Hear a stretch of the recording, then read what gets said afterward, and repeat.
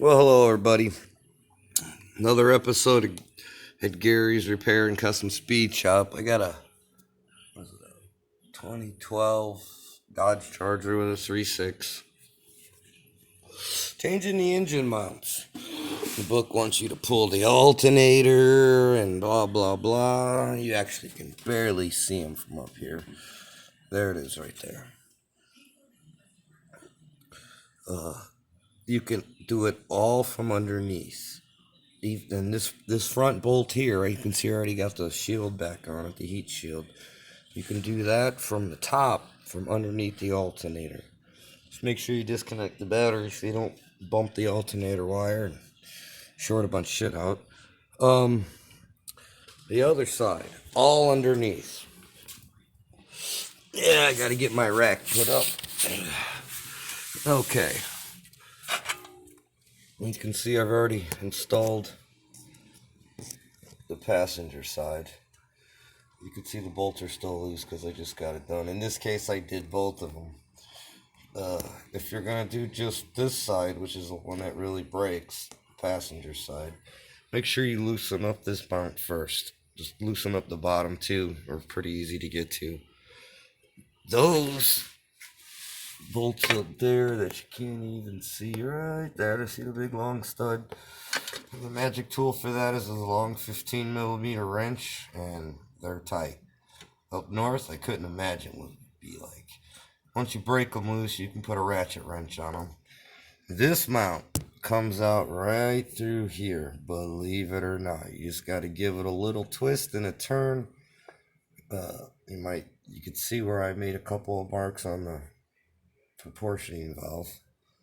I think that's what that is. Yeah, it's got to be a proportioning valve for the brakes.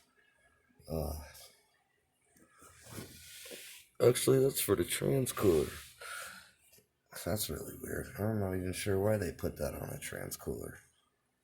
We'll have to look that one up. I haven't ran across that problem on this yet. It's shocking because this thing has all kinds of problems. But anyways, you can see I put a couple of marks. It's literally, you just got to twist it and turn it sideways and slides right down. This one comes out the back. It's so hard to see. It literally slides right out the back. You can see it up there.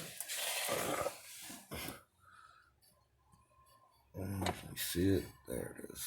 It's so hard to get to. There we go. You can see the mount. You just got to give it you got to twist it up and turn it. The back side of it's got to go towards the outside of the car. And you can literally, if you see that little hump there in the middle of the bracket, if I can get it, right there's a hump right there in the middle of that. You see that hole right there? There's a hump. You can turn it enough right through that hump to slip it in and out. You can see where I bumped it a little bit and made some dirt marks. And then you got to put the covers back on. And you see I used how I lifted the engine. I used the floor jack, piece of wood so you don't hurt the tranny pan.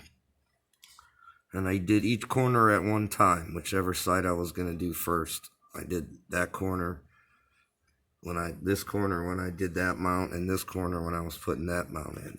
Now, because it is hydraulic, for safety features, wear safety glasses, of course. I shoved a piece of wood up under here. It's not super tight. It's probably got, I don't know, 3/8 inch of a play. Once the jack does start to come down, at least you got a chance to get your finger out before the whole thing comes down.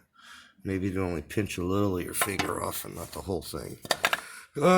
It's kind of tough. I'm not going to lie to you. It's getting those bolts loose is pretty tough.